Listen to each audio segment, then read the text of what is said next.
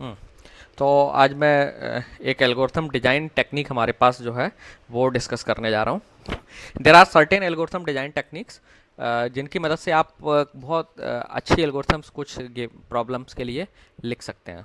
तो हम through out the syllabus भी कुछ एल्गोरिथम्स एल्गोरिथमिक राइटिंग की जो टेक्निक्स हैं वो हम डिस्कस करेंगे। So one of them technique is divide and conquer. इसके अलावा एक टेक्निक और है, greedy algorithm. Then dynamic programming is there. So we will see them. We will see some of the examples of those technique. So today हम लोग discuss करने जा रहे हैं एक one of the very good technique to solve certain kind of problems. Generally recursive problems, जो ऐसी problems जिनको हम रिकर्सिवली सॉल्व कर सकते हैं, उन्हें हम डिवाइड एंड कन्क्वायर से एक्चुअली सॉल्व कर सकते हैं। तो डिवाइड एंड कन्क्वायर एक अप्रोच है जिसकी मदद से आप कुछ प्रॉब्लम्स को सॉल्व कर सकते हो। कैसे सॉल्व करते हैं, लेट्स सी। तो डिवाइड एंड कन्क्वायर जो अप्रोच है उसमें 3 स्टेप्स हैं। पहली स्टेप है डिवाइड। सो सपोज आपके पास एक गिवन प्रॉब्लम पी है, P is some given problem जिसको आपको सॉल्व करना है। ओके, नाउ एक तो अप्रोच ये है कि आप पी को इटरेटिवली सॉल्व कर लीजिए। ओके, दूसरी अप्रोच है कि आप पी को डिवाइड एंड कन्क्वायर से सॉल्व कर लीजिए। नाउ डिवाइड एंड कन्क्वायर का मतलब है कि सबसे पहले आप पी को डिवाइड करिए। सो डिवाइड एंड कन्क्वायर स्टेप में 3 स्टेप्स हैं, उसमें से सबसे पहली स्टेप है डिवाइड। सो डिवाइड स्टेप कहती है कि जो आपकी ओरिजिनल प्रॉब्लम है पहले आप उसे डिवाइड कर दीजिए नंबर ऑफ सब प्रॉब्लम्स में। ओके, सो सब प्रॉब्लम का मतलब क्या है कि द प्रॉब्लम में विल बी सेम, पी की तरह ही होगी बट उसका साइज स्मॉल होगा। सो पी अगर लेट सपोज एन साइज की प्रॉब्लम है तो आप इस पी को प्रोबेबली हो सकता है 2 सब प्रॉब्लम में बांट दें, लेट से P1 P2, और इसका साइज n/2 है और इसका साइज n/2 है। नेसेसरी नहीं है कि आप हाफ में ही बांटें, अलग अलग साइज के भी बांट सकते हैं, बट लेट्स अज्यूम कि हम इक्वल साइज की प्रॉब्लम्स में बांट रहे हैं। सो आपकी डिवाइड अप्रोच क्या कहती है कि पहले आपकी जो ओरिजिनल प्रॉब्लम है जिसको आपको सॉल्व करना है, आप उसे कुछ स्मॉलर सब प्रॉब्लम्स में डिवाइड कर दीजिए। लो, सो इस केस में मैंने आपको बताया कि आपको 2 सब प्रॉब्लम में डिवाइड करना है, नेसेसरी नहीं है। You can divide your whole problem into let's say a sub problems P1 P2 and so on PA। So total sub problems हो गई A। नाउ ये जो सब प्रॉब्लम्स हैं इनकी एक खासियत है कि ये जो प्रॉब्लम्स हैं वो इसी से मिलती जुलती हैं। दैट मीन्स दीज सब problems are actually instance of the problem of this type. बस डिफरेंस क्या है, पी एक लार्ज साइज की प्रॉब्लम थी, ये कंपैरेटिवली स्मॉल साइज की प्रॉब्लम है।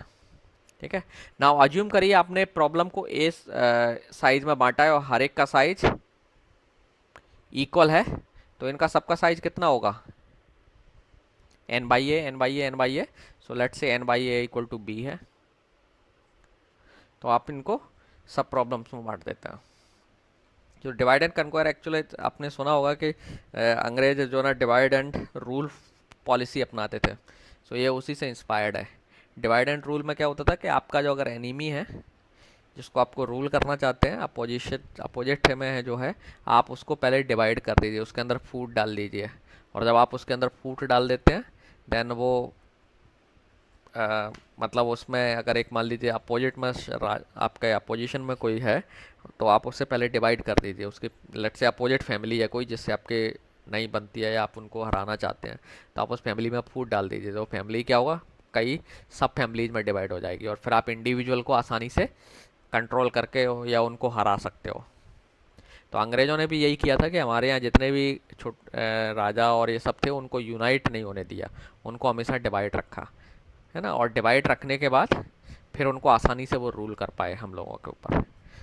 तो ये एक तरीके का वही उसी से इंस्पायर्ड अप्रोच है, उसी टाइप की अप्रोच है जिसमें हम क्या करते हैं, हमारे पास जो ओरिजिनल प्रॉब्लम है, लेट्स से इस प्रॉब्लम को सॉल्व करना हमारे लिए एक नॉन ट्रिवियल टास्क है। नॉन ट्रिवियल मतलब आसान नहीं है, एक नॉन ट्रिवियल टास्क है।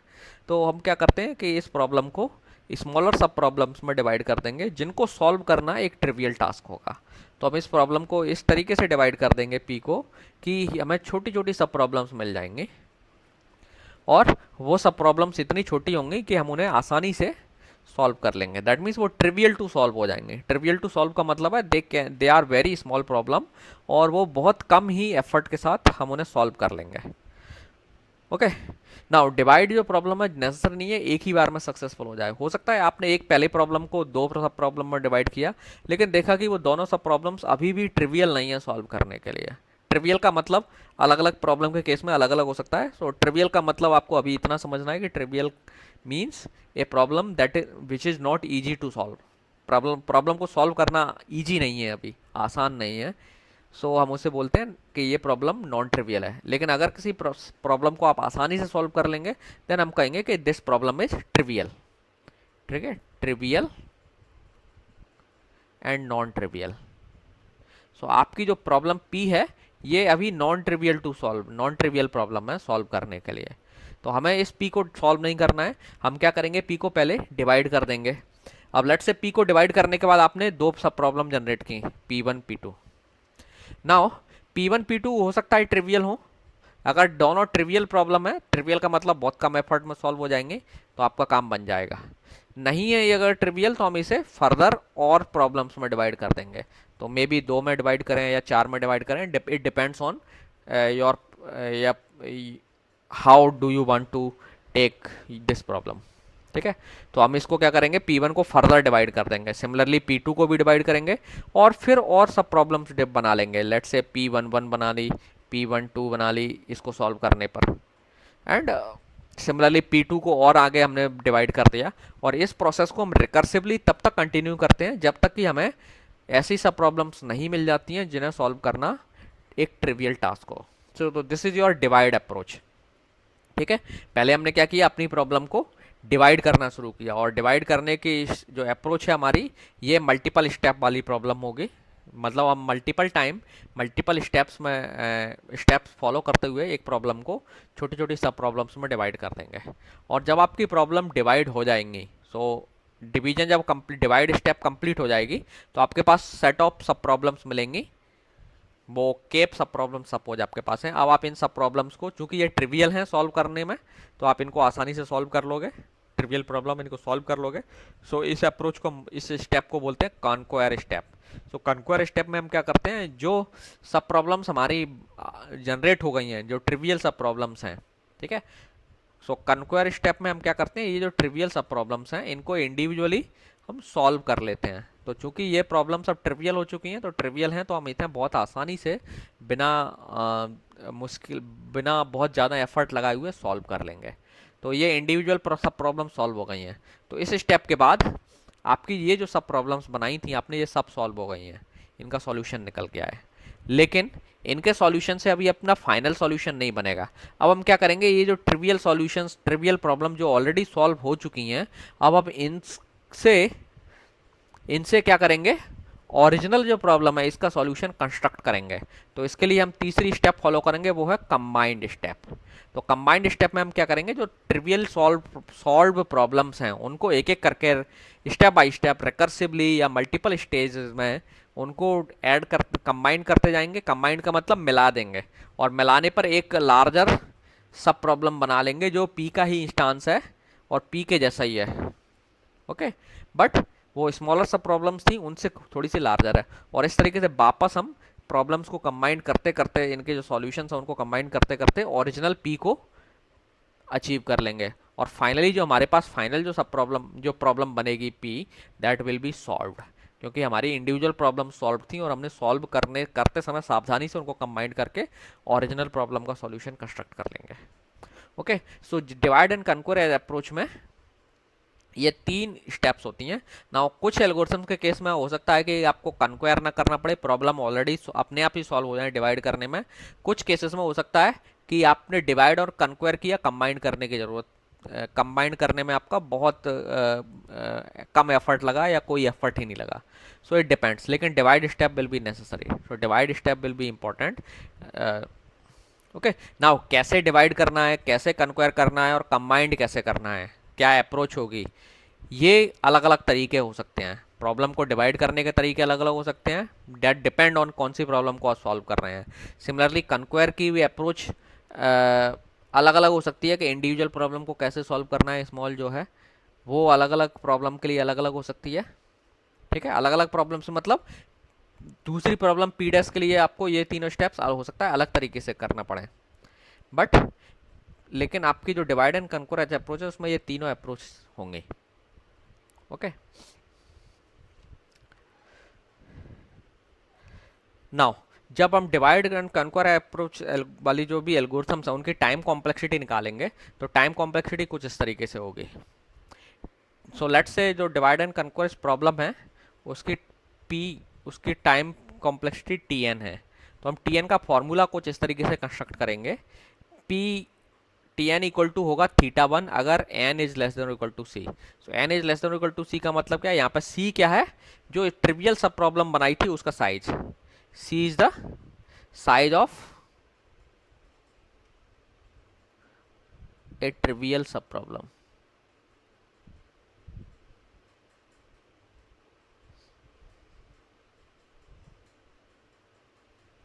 ओके, सी क्या है, ट्रिवियल साइज की सब प्रॉब्लम है, तो सी अगर आपकी जो टी एन है उस ट्रिवियल साइज की है तो आपका कांस्टेंट टाइम में सॉल्व हो जाएगी। जो ओरिजिनल प्रॉब्लम है वो इस साइज की है, ट्रिवियल है।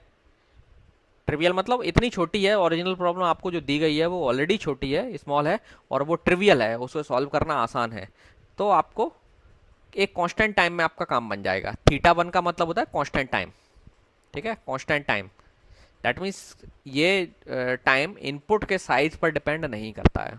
ठीक है, अगर कोई आप कहें कि एक एल्गोरिथम को हम कांस्टेंट टाइम में सॉल्व कर सकते हैं, तो इसका मतलब यह है कि एल्गोरिथम को सॉल्व करने में जो टाइम लगने वाला है वो इनपुट पर डिपेंड नहीं कर रहा है। इनपुट कुछ भी हो, कितने भी साइज का हो, आपकी एल्गोरिथम फिक्स्ड टाइम लेने वाली है, तो हम कहेंगे कि एल्गोरिथम की टाइम कॉम्प्लेक्सिटी थीटा वन है। कुछ लोग इसे थीटा सी भी लिखते हैं सम टाइम। ठीक है, सो आपको समझ लेना है थीटा वन या थीटा सी। ज़्यादातर लोग थीटा वन लिखते हैं, but some authors may write theta C also. So ये जब ये time complexity T N equal to theta one कब होगा, जब आपकी प्रॉब्लम ऑलरेडी ट्रिवियल साइज की है। अगर प्रॉब्लम ट्रिवियल साइज की नहीं है तो आपको क्या करना पड़ेगा, कंबाइंड कर सॉरी पहले डिवाइड करना पड़ेगा। सो डिवाइड करने में सपोज दैट कि आप जो अपनी प्रॉब्लम है उसको आपने जो सॉल्व किया है, तो हर प्रॉब्लम का size suppose that n by b है, और लेट से n बाई बी से आपको a सब प्रॉब्लम्स बनती हैं। तो a सब प्रॉब्लम्स हैं और एक प्रॉब्लम का साइज n अपॉन b है। सो b can be 2, b can be 4, that means आप 4 सब प्रॉब्लम बना रहे हैं, मतलब 4 पीस कर रहे हैं एक प्रॉब्लम के, या 8 पीस कर रहे हैं, डिपेंड करता है इक्वल साइज के कितने पीसेस कर रहे हैं। ठीक है, तो और लेट्स से सपोज आपको ए सब प्रॉब्लम्स ऐसी बनती हैं, तो ये जो टाइम कॉम्प्लेक्सिटी होगी ये है डिवाइड करने में जो टाइम लगा वो बताएगी। This is the time to divide the sub problem, no sorry sorry sorry sorry, this is the time to solve a single problem. एक जो प्रॉब्लम बनेगी आपकी n by c b size की, ये उसे सॉल्व करने का जो टाइम है वो है T N by b. Now ऐसी ए सब प्रॉब्लम है सपोज दैट, तो उनको सॉल्व करने का टाइम लगेगा A into T N by B. D N is the time to divide the sub problem, C N is the time to combine the problem. आपकी actually problem में 3 steps होती है ना, डिवाइड, देन कंक्वायर, ये हो गया कंक्वायर का टाइम, और ये हो गया कंबाइंड का टाइम। कंबाइंड करने में जो टाइम लग रहा है वो सी एन से हम रिप्रेजेंट कर रहे हैं, ये सब फंक्शन है एन का, ध्यान रखना। सी एन का मतलब ये कोई नॉर्मल सी एन नहीं है, it is a function of N. D N is the function of N. यहाँ पे एन क्या है, पी का size. So P is a problem of size N, P is a problem of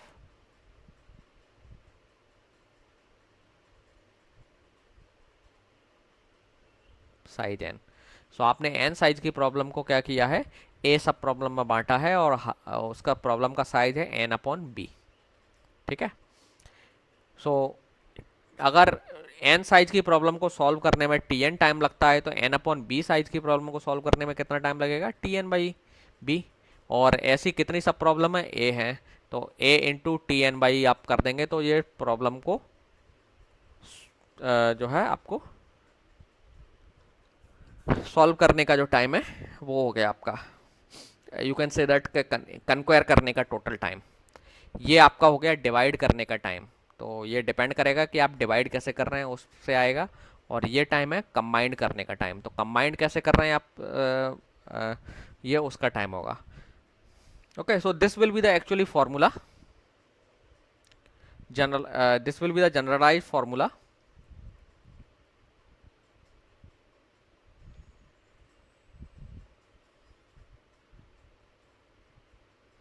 this will be the generalize formula for a divide and conquer type problem. तो अलग अलग problems के case में ये जो टाइम है ये अलग अलग आएंगे, और उसी के बेस पर आपको एक रिकर्सिव इक्वेशन मिलेगी। Okay, recursive equation. तो आपने डिस्क्रीट मैथमेटिक्स में पढ़ा होगा रिकर्सिव इक्वेशन को कैसे सॉल्व करते हैं। तो आपके लिए होमवर्क है कि आप पढ़ के आएंगे कि रिकर्सिव जो इक्वेशन है उसको कैसे सॉल्व करते हैं। ठीक है, रिकर्सिव इक्वेशन को हम सब्स्टिट्यूशन मेथड से सॉल्व करते हैं। सो सब्स्टिट्यूशन मेथड आपको आपके डिस्क्रीट के सब्जेक्ट में मिलेगा इस टाइप की प्रॉब्लम्स को सॉल्व करने का। ये रिकरेंस रिलेशन है एक्चुअली, ये जो रिलेशन है आपका इसे हम रिकरेंस रिलेशन बोलते हैं।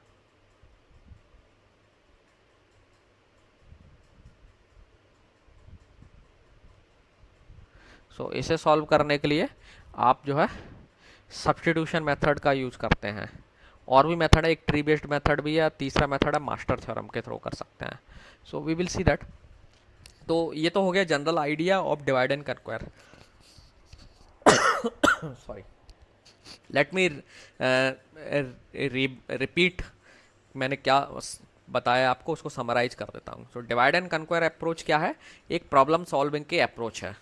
ठीक है, और इस अप्रोच के बेस पर आप कई प्रॉब्लम्स के लिए बहुत अच्छी अच्छी एल्गोरिथम्स डेवलप कर सकते हैं इस अप्रोच को फॉलो करते हुए।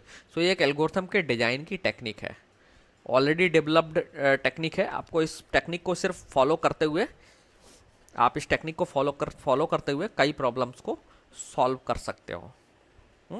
वी विल सी दैट कि कुछ एग्जाम्पल्स हम देखेंगे, सो आपको एक अंडरस्टैंडिंग बनेगी कि किस टाइप की प्रॉब्लम्स को हम इस अप्रोच से सॉल्व कर सकते हैं। और इस अप्रोच से जब आप सॉल्व करते हो तो आपको कुछ एफिशिएंट एल्गोरिथम्स मिलती हैं। ओके, सो ये अप्रोच क्या है, इस अप्रोच में 3 स्टेप्स हैं। पहली स्टेप है divide the problem into smaller sub problems of same type. Same type की जो आपकी जो ओरिजिनल प्रॉब्लम पी है, आप उससे क्या करेंगे, जो कि एन साइज की है, तो आप इस पी को स्मॉलर स्मॉलर सब प्रॉब्लम्स में डिवाइड कर देंगे। ना यहाँ पर जो सब प्रॉब्लम है उसकी खास प्रॉपर्टी है कि वो जो सब प्रॉब्लम है वो पी का ही एक इंस्टांस है। पी का ही इंस्टांस का मतलब पी के ही टाइप की एक सब प्रॉब्लम है, बस डिफरेंस क्या है कि साइज अलग है। पी का साइज एन है, सब प्रॉब्लम का साइज मे बी 2 हो सकता है, n/4 हो सकता है, n/8 हो सकता है, n/10 हो सकता है, और n by सम नंबर हो सकता है, but it will be a smaller sub problem in comparison to P. Now इस केस में आपको कुछ एक सिंगल सब प्रॉब्लम नहीं मिलेगी, एटलीस्ट आपको 2 सब प्रॉब्लम्स मिलेंगे।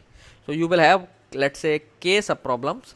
तो अब आप उन सब प्रॉब्लम्स को नेक्स्ट स्टेप जो आती है उसमें हम क्या करते हैं, कंक्वायर करते हैं।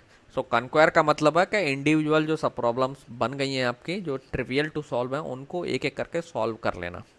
ठीक है, तो जब आप उन प्रॉब्लम्स को एक एक करके सॉल्व कर लोगे तो इंडिविजुअल जितनी भी सब प्रॉब्लम्स छोटी छोटी बनी थी वो सब अगर सॉल्व हो गई हैं, तो नाउ अब आपका काम क्या है कि अब जो सॉल्व सब प्रॉब्लम्स हैं इनको इस तरीके से कंबाइंड करना है कि आपकी ओरिजिनल सब प्रॉब्लम का सॉल्यूशन बन जाए। सो ओरिजिनल सब प्रॉब्लम से मेरा मतलब है जो पी जो प्रॉब्लम थी आपकी उसका सॉल्यूशन बन जाए। तो इस स्टेप को बोलते हैं मर्ज, या सॉरी कंबाइंड स्टेप। तो कंबाइंड स्टेप में हम क्या करते हैं, इंडिविजुअल सॉल्व सब प्रॉब्लम्स हैं उससे ओरिजिनल सब प्रॉब्लम का सॉल्यूशन कंस्ट्रक्ट करते हैं। ठीक है, सो ये 3 स्टेप्स हैं, इन 3 स्टेप्स के थ्रू हम अपनी एक ओरिजिनल प्रॉब्लम को सॉल्व करते हैं, किसी भी सब प्रॉब्लम को। सो इसका एक क्लासिकल एग्जाम्पल है आपकी मर्ज सॉर्ट एल्गोरिथम। मर्ज सॉर्ट एल्गोरिथम का आपने नाम सुना होगा। सो सॉर्टिंग प्रॉब्लम के बारे में आप सब लोग जानते हैं कि सॉर्टिंग प्रॉब्लम में आपके पास क्या होगा, एक लिस्ट दी होगी एलिमेंट्स की। सो वो list of objects you can say, जिनमें एक किसी तरीके से भी सेंस ऑफ ऑर्डरिंग है। सो आपको सो हम जनरली इस प्रॉब्लम सॉर्टिंग को हम इंटीजर्स के टर्म में ज़्यादा अच्छे से समझते हैं। सो हम आगे से लिस्ट की बात करेंगे तो लिस्ट ऑफ इंटीजर्स की बात करेंगे। लेकिन ध्यान रखना है, जरूरी नहीं है लिस्ट ऑफ इंटीजर्स ही हो, लिस्ट ऑफ रियल नंबर्स भी हो सकती है। You can have list of records also, जिसमें एक की है उसके बेस पर सॉर्ट करना है। So it can be any object, you can also have a list of object as well, और उन वो ऑब्जेक्ट के साथ एक की का मैकेनिज्म एसोसिएटेड है और उसके बेस पर आपको ऑब्जेक्ट्स को सॉर्ट करना है।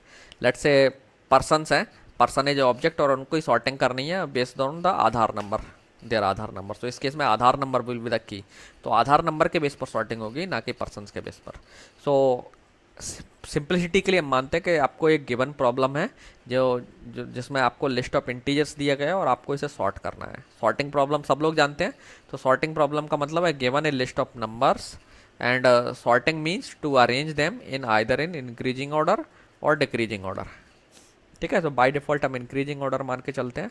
तो मर्ज सॉर्ट एल्गोरिथम का काम क्या है कि आपको एक लिस्ट दी गई होगी। सो लिस्ट का मतलब यहाँ अगर हम एक प्रोग्रामिंग के रेस्पेक्ट में देखें तो एरे होगा आपके पास, है ना।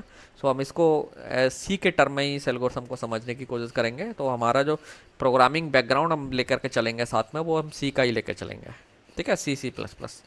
तो उसी के बेस पर, उसी के कॉन्सेप्ट्स को लेकर के मैं आपको इस प्रॉब्लम को एक्सप्लेन करूँगा, उसी के कॉन्सेप्ट्स को फॉलो करते हुए।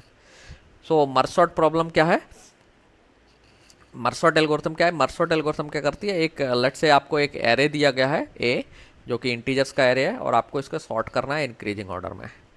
सो मर्ज सॉर्ट प्रोसीजर कुछ इस तरीके से काम करेगी। This is the code of the merge sort. हम इसको, मैं अभी एक ओवरव्यू दे रहा हूँ सिंपली, ओके। नेक्स्ट क्लास में हम लोग इसको डिस्कस करेंगे। सो मर्ज सॉर्ट प्रोसीजर का नाम है, 3 आर्गूमेंट्स हैं प्रोसीजर के। ए क्या है आपका, इट इज एन एरे जिसमें आपके जो नंबर्स हैं वो हैं पी, लोअर बाउंड, जो एरे का लोअर बाउंड है। दूसरा आर क्या है, एरे का अपर बाउंड। अपर बाउंड मतलब लास्ट इंडेक्स। जरूर नहीं है हम इसे लोअर बाउंड अपर बाउंड बोलें, आप कुछ और भी बोल सकते हैं। आप इसे स्टार्ट और इसे एंड भी बोल सकते हैं। कुछ ऑथर्स हो सकता है आप किसी बुक में देखें ये स्टार्ट और एंड हो।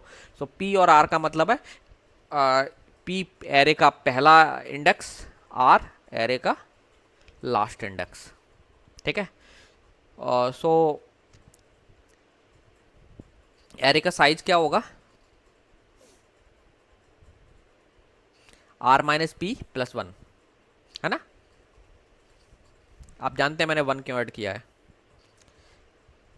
अगर किसी को नहीं समझ में आया हो तो try to find out the answer. So merge sort algorithm जो है आपको उसके 3 आर्गुमेंट्स इनपुट में आप दे रहे हैं, array, then lower bound and upper bound.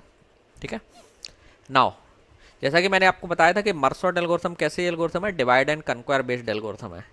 So divide and कन्क्वायर based मतलब क्या है कि आपको मर्ज सॉर्ट एल्गोरिथम को पहले आपकी जो प्रॉब्लम है, सो आपकी जो ओरिजिनल सब प्रॉब्लम है वो क्या है कि आपके पास एक एरे है ए जो आपको सॉर्ट करना है, और लेट्स से इस एरे का साइज क्या है, n है। सो n साइज की आपको एक प्रॉब्लम दी गई है। नाउ n साइज के एरे को आपको सॉर्ट करना है, तो ये एक ट्रिवियल टास्क नहीं है, ट्रिवियल नहीं है ना। नाउ आप क्वेश्चन आ जाता है ट्रिवियल साइज क्या हुआ प्रॉब्लम का। इस केस में ट्रिवियल साइज प्रॉब्लम का मतलब क्या है। सो ट्रिवियल का मतलब है कि अगर आपको मान लो जो एक एरे दिया जाए उसमें एक ही एलिमेंट हो, लेट्स से 2, या एक एरे दे दिया जाए 2 साइज का, 4 एंड 9, या उल्टा हो 9 एंड 4। तो अगर आपको इसे इंक्रीजिंग ऑर्डर में अरेंज करना है, तो अगर आपके पास एक प्रॉब्लम दे दी जाए, मैं कहूँ इसे सॉर्ट करिए, तो इसे सॉर्ट करने की कुछ ज़रूरत है, कोई एफर्ट लगेगा आपका, कोई भी एफर्ट की ज़रूरत नहीं है। ये प्रॉब्लम कैसी है, ट्रिवियल, इसे सॉल्व भी नहीं करना है। आप तो कहेंगे सर ये तो ऑलरेडी सॉर्टेड है, मैं आपको ये प्रॉब्लम दूंगा और आप मुझे एटीजे लौटा देंगे, लीजिए सर मैंने सॉर्ट कर दिया। सिमिलरली अगर मैं आपको ये देता हूं तो आपको क्या करना पड़ेगा, एक कंपैरिजन करना पड़ेगा। 4 को 9 से कंपेयर करोगे और सिंगल कांस्टेंट कंपैरिजन में, ओनली 1 कंपैरिजन में आप डिसाइड करके इसको बता दोगे कि लीजिए सर ये सॉल्व हो गई। सिमिलरली इस केस में ओके 9 4 मैं कर लिखना चाह रहा था, 4 9 वापस लिख दिया, 9 4। सो चाहे प्रॉब्लम ऐसे हो या ऐसे हो, दैट मीन्स दो एलिमेंट की जब प्रॉब्लम है तो एक कंपैरिजन में आप सॉल्व कर लोगे। और अगर सिंगल एलिमेंट की प्रॉब्लम, सिंगल साइज की प्रॉब्लम है, वन नंबर वाली प्रॉब्लम, लिस्ट आपकी एक ही नंबर है उसमें, या लिस्ट में 2 नंबर है, तो आपकी प्रॉब्लम ट्रिवियल हो जाती है।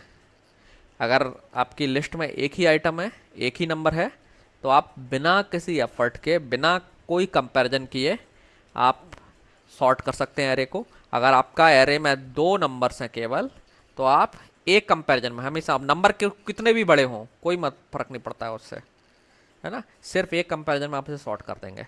तो अगर आपकी पी का साइज n=1 है या n=2 है, तो आपकी प्रॉब्लम कैसी होगी? ट्रिवियल। अदरवाइज नॉन ट्रिवियल होगी। तो मर्ज सॉर्ट में पहले हमें, सबसे पहले क्या करना है, हमारा जो एरे है जो n साइज का है, इसे पहले हमें डिवाइड करना है। ठीक है, डिवाइड करना है सो दैट आपकी जो प्रॉब्लम है वो स्मॉल सब प्रॉब्लम में बदल जाए। तो इसे डिवाइड कैसे कर रहे हैं आप देखिए, if p is less then r, p is less then r का मतलब क्या हुआ, यही p और यही r, है ना, ये इंडेक्स है p और r, लोअर बाउंड और अपर बाउंड। तो इस केस में ये कंडीशन सेटिस्फाई नहीं होगी। इस केस में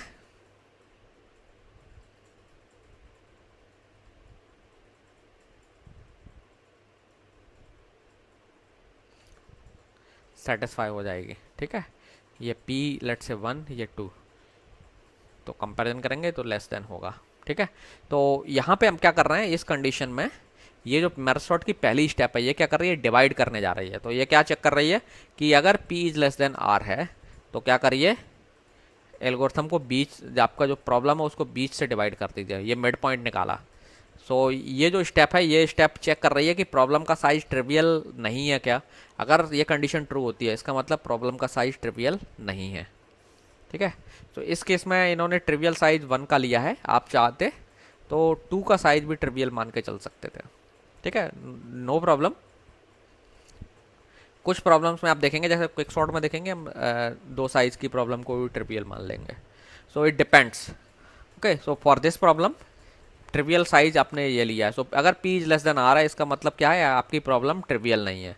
तो हम क्या करेंगे, अपनी प्रॉब्लम को डिवाइड करेंगे। तो डिवाइड करने के लिए हम क्या करेंगे, मिड पॉइंट निकालते हैं, p plus r divided by 2 किया और फ्लोर वैल्यू ले ली। सो ये फ्लोर फंक्शन लिया है आपने। ठीक है, तो जैसे अगर 9.5 आता मिड पॉइंट आंसर इसका, तो हम फ्लोर वैल्यू मतलब 9 ले लेंगे और वो हो गया q। सो ये q बताएगा कि इस प्रॉब्लम को, a को आपको कहाँ से डिवाइड करना है। तो अब आप जो प्रॉब्लम है, जहाँ का पहला एलिमेंट p है, लास्ट एलिमेंट r है, तो आपने क्या किया, मर्ज सॉर्ट, फिर से प्रोसीजर को कॉल कर दिया इसके लिए। मतलब आपने कहा कि अब आपकी 2 सब प्रॉब्लम बन गई, एक है a से p तक, सॉरी a से q तक, मिड पॉइंट q है, और फिर q+1 से r तक।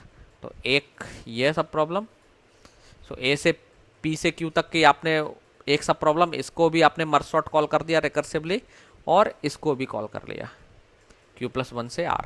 तो आपने क्या कर दिया कि पहले प्रॉब्लम को, ये जो ओरिजिनल प्रॉब्लम थी a, उसे डिवाइड कर दिया 2 सब प्रॉब्लम में, एक ये हो गई p1 और ये p2, और मर्ज सॉर्ट को फिर से कह दिया अब आप इन दोनों को सॉल्व करिए। तो आपने फिर से दोनों के लिए मर्ज सॉर्ट कॉल कर लिया। तो इससे क्या होगा, ऐसा करने से आपकी डिवाइड प्रोसेस स्टार्ट हो जाएगी, और ये एल्गोरिथम रिकर्सिवली क्या करेगी, इन प्रॉब्लम्स को छोटी छोटी सब प्रॉब्लम में डिवाइड कर देगी। और जब ये सब प्रॉब्लम्स में डिवाइड हो जाएंगे, तो चूंकि हम यहाँ पर ट्रिवियल साइज ले रहे हैं, ये वाला मतलब एक साइज अगर एरे का है तो वो सॉल्व करना उसे ट्रिवियल है, तो हमें कुछ भी नहीं करना पड़ेगा, और हमारे एरे जो है कई सारे एरे, सब एरेज में ब्रेक हो जाएगा, हर एक का साइज 1 होगा, और फिर बाद में हम क्या करेंगे, उनको सबको कंबाइन करेंगे।